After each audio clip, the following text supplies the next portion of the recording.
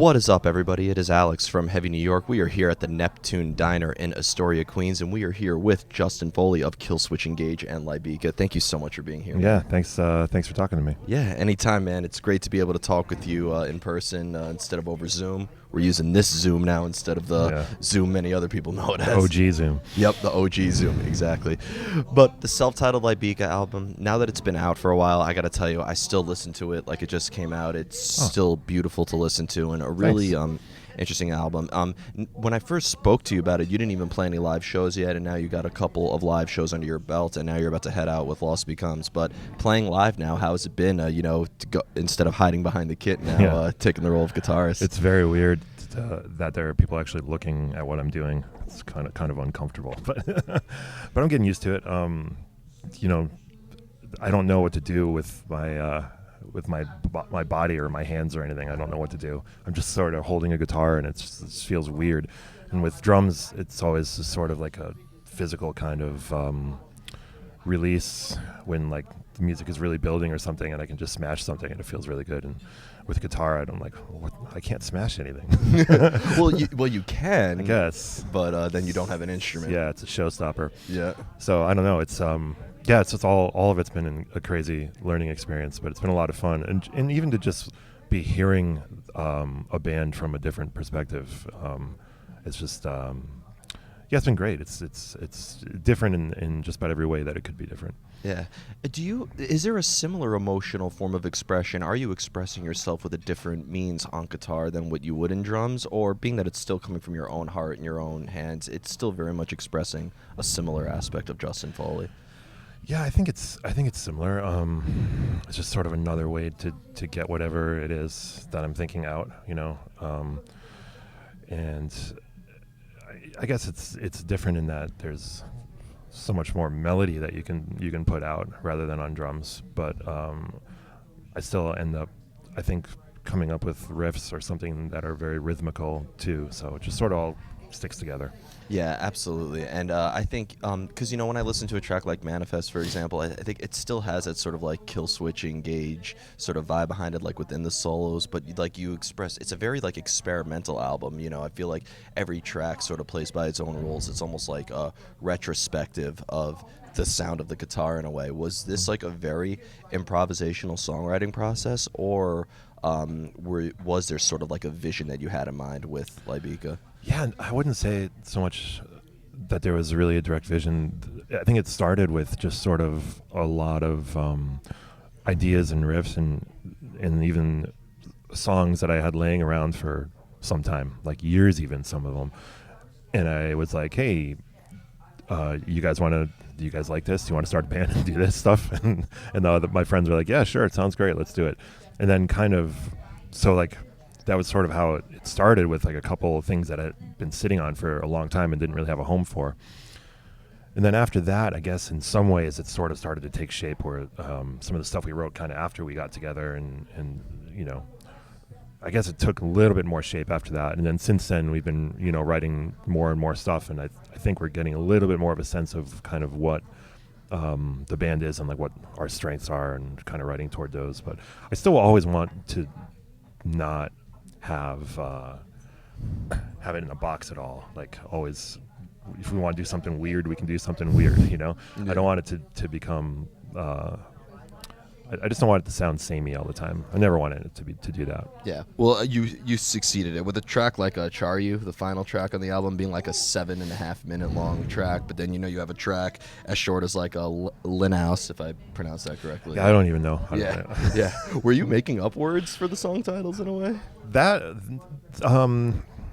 not really. The Charyu is from a book. It's from the Dark Tower series, Stephen King Dark Tower series, which is one of my favorite books. So that's from that. And naming the songs is actually very difficult, way harder than I thought, because there's no really words to pull from. So I was like, oh, now these need names. what am I going to do? So you didn't have Jesse there to come up with the titles. Yeah, Doug and Joey have been pretty good about coming up with some good song titles. I'm like, oh yeah, sure, that fits it. Yeah. I've always said like the guitar is, or music in general, it is a language and it's a form of expression just as much as I think lyrics could be in a way. So like with your expression on guitar, are you expressing something like a personal aspect of you? Is it reflective of an emotion that you were feeling at that time, or is there maybe like an underlying message within the guitar tone or the melodies or even the titles in a way, or is it a very like that's not even really something that's on the Yeah, I don't know. I think it's mostly just writing a part that sounds exciting and sounds cool, something that I like to hear. I'll come up with a riff and be like, oh, I like the way that sounds, and that's that's kind of how deep it gets, I guess, for me. Just sort of like, oh, that sounds cool. I want to do that. That's pretty much it, really. When it came to the formation of Lybica, was it like you seeking out specific musicians to best suit their parts in a way, or was it almost like you were all gathered with friends and just kind of like, yeah, let's do this? It really was friends. It was it started before we had a drummer, which is funny because I am a drummer and Doug is a drummer, and he wanted to play a different instrument and wanted to play bass. So and then Joey was a guitar player. He's the only one playing his actual instrument. But yeah, Doug and I wanted to play a different instrument, and then we sort of just got together and didn't have a drummer for a long time until the record was recorded and everything. And but it started with kind of just us being around, and like with the pandemic and everything, something to do, and I had all the time in the world, and I wanted to have something to do and have people to play with, because I knew I wasn't going to be seeing the Killswitch guys for a long time. Yeah, it seemed like it was a very organic process in a way. It almost, I mean, I know it's a big what if, but I think it goes without saying, if the pandemic didn't happen and you would have just continued that ABR Light the Torch show and continued on the atonement grind, this project may not have seen the light of day, right? I mean, yeah, maybe not. I've had a bunch of stuff kicking around, and I have wanted to kind of do an instrumental project for a while, but I never had the motivation to really start it and do it. So yeah, who knows? Maybe it wouldn't have. Is your inspiration for guitar obviously very different from your drummer inspiration? I don't know who your main drummer guy was or who inspired you to play drums, but like was your journey as a guitarist, like did it kind of coincide with your journey as a drummer in a way, or is it almost like a separate journey altogether? I'm not sure, because drumming has been sitting in my brain for so long. It would have been Bonham and Peart initially for like just about every drummer, so nothing new there. And I think that as the more that I've gotten older, the less that I focus on the drums. Pretty much, I think I used to listen to bands, and unless the drummer was doing something crazy, or I wasn't as interested in it. And then as I got older, I stopped listening to music that way, and I was just hearing things in a completely different way. So maybe that's kind of where some of the guitaring came from, I guess. Being that you're not hiding behind the kit, as we talked about before, and you're standing on guitar now for Lybica, did you almost have to practice stage presence in a way? Was it almost relearning how to perform live? Yeah, absolutely. Like I was saying, I don't know what to do up there. I feel very awkward. I feel very awkward standing in on the side of the stage rather than being behind the kit. It's weird. That's how it's fun. It's just different. Yeah, but you know what? Hey, it worked for Dave Grohl, so I think it did work out pretty well for him. Yeah, fair enough. But hey, I think I'm excited to see how you pull it off in a way, because I think I feel like Lybica's music has a sensitivity element behind it. I don't think you need to like headbang or go crazy or dress like Adam D in order to do what you do, right? Yeah, I mean, I've always. You don't want to look. I think if a band looks like they're enjoying what they're doing, then you are going to, on some level, enjoy watching them too, right? Yeah. And if the band looks like they're not having fun playing their songs, then I think you're just immediately going to be turned off to it a little bit. So, it's like I'm. First of all, I can't actually play my parts competently at all if I'm jumping around, so I have to concentrate on what I'm doing to play my parts.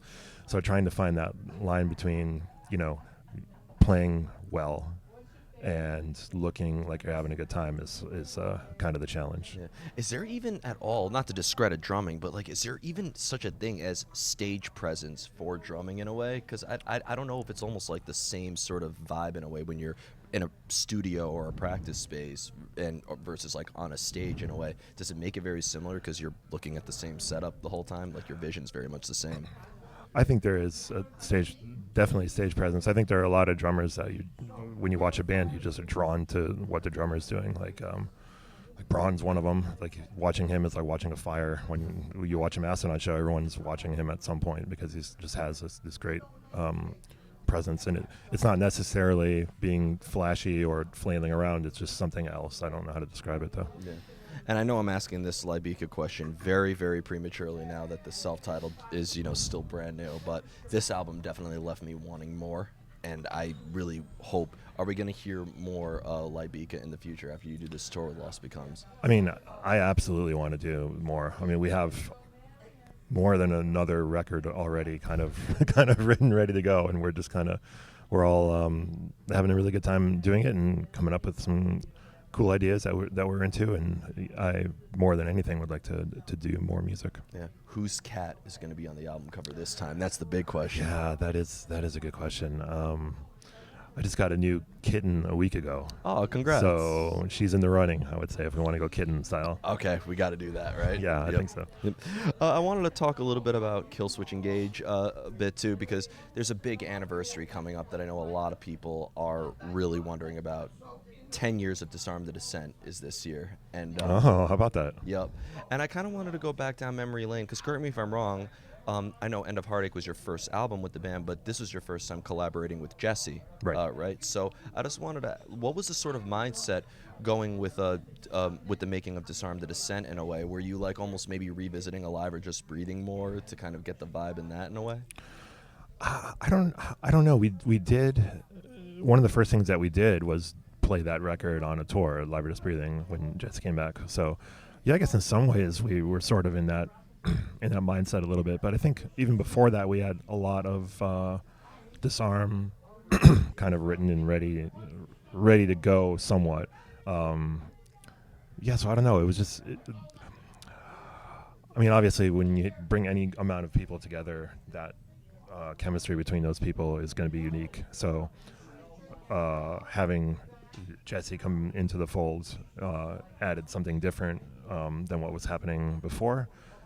But it would have been different than Live or Just Breathing because I had nothing to do with that. Mm-hmm. So, yeah, I think it was a really good like snapshot of the band at the time. And I think that record came out very, very, very strong. It's my personal favorite Killswitch Engage album. I mean, I love all the albums, but for me, there's just something about that album that I just think the camaraderie and the energy behind it is so beautiful. When you played like a slow song on that album, like No End in Sight or Always versus, The Hell in Me or Beyond the Flames, it's very aggressive. Like, is it almost like a completely different energy when you're playing something very fast versus something very slow? Oh, yeah, a little bit. That record has a lot of rippers on it. As we were doing it, whenever we kind of got in a little spot where we weren't sure what to do, we just pretty much every time we just said, all right, let's throw a blast beat in and see what happens. And almost most times it worked. Yeah. So we were kind of in a let's go, let's rip mode for that. And I think it comes across. Yeah. There's another anniversary that's happening that I know a lot of fans are wondering about too. But this year marks 20 years of Blood Has Been Shed, the Spirals album we talked about last year as well. Any potential means of a celebration for that? And I kind of wanted to revisit that. I know I asked it before, but like memory-wise, did that at all influence? Because that, that album came out a year before End of Heartache. So did that at all influence from what you would have do with Killswitch Engage? I don't think so. Yeah, I don't think there was really much crossover influence there. But that's 20 years. I think this month. I think it came out in June of whatever year that would be, 2003. Yeah. So yeah, that's cool. I don't know what we could do about it, but it's just neat that somebody is asking me about it because it was a lot of work and a lot of fun to do that record. I've always said what you should do is do a festival where it's Killswitch Engage, Times of Grace, Blood Has Been Shed reunion, Aftershock reunion, get the weapon, get all of Jesse's projects, get all of Everybody would be wiped out. yeah. Hey, that would be a hell of a festival. All you 5 guys alone can make a festival just based on all the bands you have been in. So Yeah, there's been a lot of bands. Yeah. There really have Yeah. been a lot of bands between us. yeah. And one other anniversary I forgot about is next year's 20 years of End of Heartache. So Oh, yeah. Yep. So A, if you're allowed to say, of course, can we get a potential celebration for that? And B, being that was your first album with the band, what was your mindset going in from Blood Has Been Shed to that? Were you almost like being like, okay, did Adam like have to show you the ropes a lot on how the drumming worked in a way, and how did that End of Heartache sort of see the light of day? I didn't want to mess up anything because I was like, I don't want to mess up a good thing here. These guys have a good thing going, and I just want to kind of blend into it a little bit, you know. And it was a real conscious effort to be a lot more reserved than I had been in a lot of the other bands that I had played in, because it just wasn't going to fit. If I would go in there and started doing crazy stuff, it wasn't going to work at all. So it was like a new way of thinking about the parts that I hadn't really. I was super like prog in my brain until then, and then I was like, oh, okay, wait a minute, let's just lay back and chill for a little while and see if I can play that way and not kind of disrupt anything. And yeah, I guess it worked out. I think it was cool because Adam and I have kind of different ideas about drum parts a lot, and when we bounce them off each other, it's cool because we always have a good choice, and it's like he's always listening to my ideas, I'm always listening to his, and then we can kind of have like 2 brains coming up with the right part. So I feel like we stumble on the right vibe more often than not because of that. Yeah. So any chance we could get maybe a celebration, if you're allowed to say? I don't know. I don't think we've even talked about it. So I don't know. Yep. I got nothing. I'm not. The jury I'm will not disregard. hiding anything from you. Nah, it's all I honestly don't It's know. all good. The jury will disregard the last question. Yeah, we need to write a record first.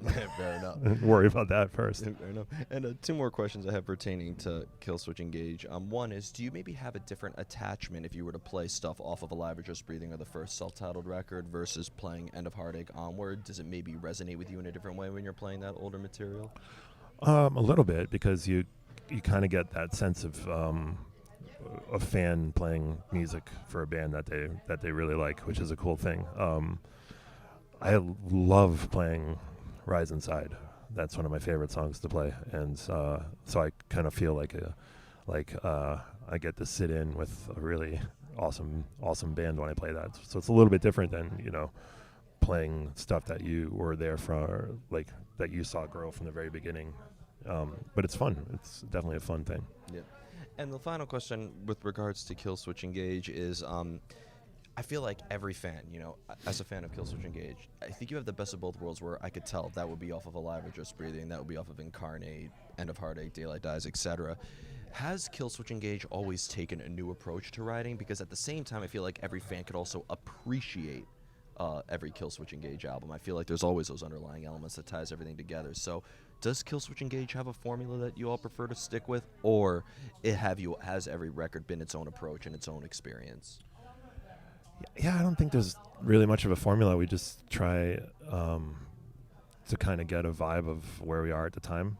So, I mean, I'm glad that you said that, because it kind of makes me think that everything isn't exactly the same. It's not all blending together in a wash of you're not sure what's on what.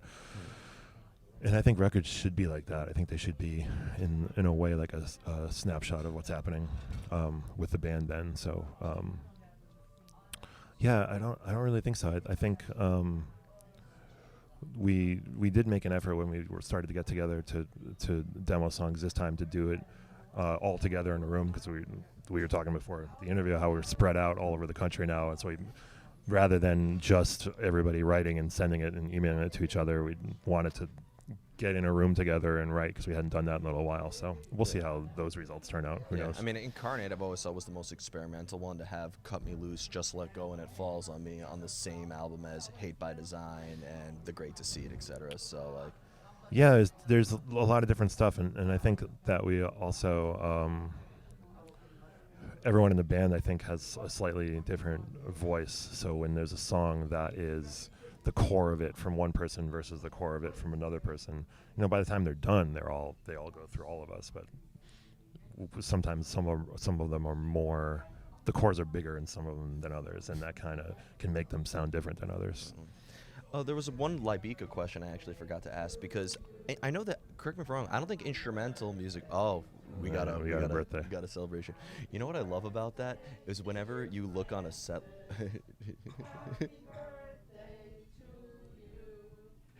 You know what I love? Yeah. You know what I love about that is whenever I look on a band's set list for a show, and they sing happy birthday to somebody, I'm pretty sure you guys have done it too, they factor that into the set list and mention who like the original artist was and like count it as a cover. That's funny. Yeah, so like I like setlist.fm. Yeah. Like it'll say like, this is a Milfred, I forgot who originally wrote it, but like this is a cover of this, and they actually count it as a song. Cover. Yeah, so that's funny. Yeah, I would love to see. Oh, can you sing happy birthday? I loved it when you played that. That's my favorite deep cut. But one question I have pertaining to Lybica is, correct me if I'm wrong, I don't think instrumental music is actually fairly new in a way, because Red Tide, your first band, had instrumental elements in it too, right? So did that at all feel reminiscent of the past in a way? Not really, but I've just kind of always really liked that. I mean, Orion, like that song's awesome. It's like, it's existed for a long time, and there's like, it seemed like a lot of older death metal records would have like one instrumental track on them. It's if I remember right, like Death Human has that song towards the end. That's an instrumental track. Yep. Obituary. Has Obituary. Whatever. So yeah, there seemed to be like just songs, and then that was like way into ISIS, and they would have very long sections without vocals.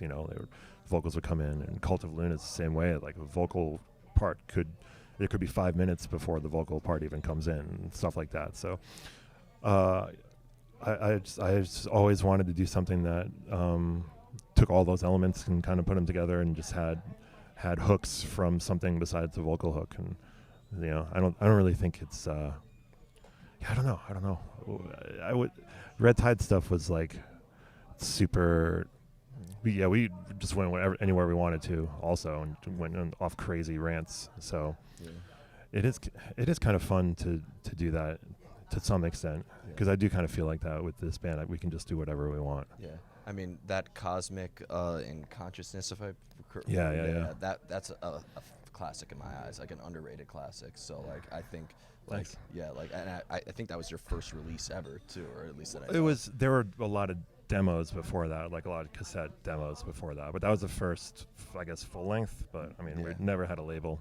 Yeah. We got to get that stuff on Spotify somehow. I don't know how. You got to, and add that into that festival that I told you. Oh, okay, sure. Yeah. I can't play any of that stuff anymore. I used to be real good and fast, and I'm getting old and slow. Yeah, used to be good and really fast. Didn't you just release a record that had a track like as Us Against the World or The Signal Fire? Didn't you just release that? Yeah. I think you could still. Yeah, that one hurts though. And that one hurts. We played recently where something happened during that song, and it's like funny. It's when we play that song, whenever I get to the second chorus, I can always take a huge like sigh of relief that I made it that far. And so we're playing the song, and something happened where we had to stop. I don't remember if it was a fight or if somebody got hurt. I can't remember. But then so we go to play it again, and Adam goes, "Let's go back from the beginning." And I was like, "Oh, dude, you're killing me." So I started over and did the whole thing again. I'm like, "Oh my god!" I could just see Adam having that evil. Oh yeah, grin. he was stoked. Yeah. And finally, the final question I wanted to ask you is just a quick little gear rundown, because Sure. for both Lybica and Killswitch Engage, I know that with Killswitch Engage you use Yamaha kits, Yep. and with Lybica you're using a Fender Tele, right? I'm using well, it's actually it's like Warmoth parts, so it's like I have a couple different things that I've been using. I have a Schecter, a semi-hollow body that I'm using for the songs that are in C, and the D songs I'm kind of flip-flopping between two guitars that are actually both Warmoth like parts casters. One of them's more of a jazz master body, and the other one's a telly body, and I can't decide which one I like better. So yeah, I thought you were playing like a Fender Telly, and yeah. But yeah, so with all the gear I just mentioned, what attracted you to that particular gear? Does it just best suit the style that you play, or was it just like the gear you've always wanted? I thought it looked cool. I pretty much, when I started, I was kind of choosing my guitar the same way that Mac and Always Sunny does, when he's just standing in front of the mirror with the guitar with the flames on. He's like, the guy's trying to tell him about this stuff, and he's like, no, get out of the way. And just look at himself in the mirror. That's kind of how it started. But now that I know how all this stuff works and sounds, I'm getting a little smarter about it. But yeah, I've been going through stuff because I'm actually using a Fender Twin now, and I'm getting like the distortion from pedals now. It's just I keep flipping around all the time for different stuff. But yeah, you're gonna be like Tom Morello very soon. We'll see. Yep. And for Yamaha kits with Killswitch, because I know you also have a great selection of Zildjian cymbals as well. Yep, Yamahas. Had Yamahas forever. Zildjian, mostly a custom crashes, and a couple Ks, like the ride is a K, the hats are K. Evans Head Pro Mark 6, same stuff I've been playing for the entire time, really. Before Killswitch, all the same stuff. And now I didn't change. I haven't changed anything, really. Yeah, that's awesome. Yeah. So before we go, I want to thank you so much for your time and for such another awesome part 2 conversation. Is there just anything else with either Killswitch Engage or Lybica you'd like to promote? I know you got the upcoming Lost Becomes tour. Shout out to all our friends and Lost Becomes. But what else you'd like to promote for any project you're involved with? That's what's coming up with Lybica, our first actual tour. Lost Becomes in God's Eyes. So that's going to be the beginning of July, mostly kind of northeast, trickles into the Midwest a little bit. So really, really stoked for that. And Killswitch is going to Europe in August, and we haven't been there since 2019. So wow. Yeah, they're ready for you. It's been a long time, so we can't wait to finally get back over there. Yep. And any potential new music in the works, if you're allowed to say? I mean, yeah, hopefully. Who knows when it's going to be done? But we've been, kicking around Killswitch stuff for a while now, so hopefully we can wrap it up soon. Hell yeah. Well, thank you so much, everybody. Justin Foley of Killswitch Engage and Lybica. Be sure to check out that self-titled Lybica album. It is instrumental bliss. You do not want to miss it. And catch them on their upcoming tour with Lost Becomes and God's Eyes. This is Alex from Heavy New York, and we will see you next time. And happy birthday to whoever that was in the background.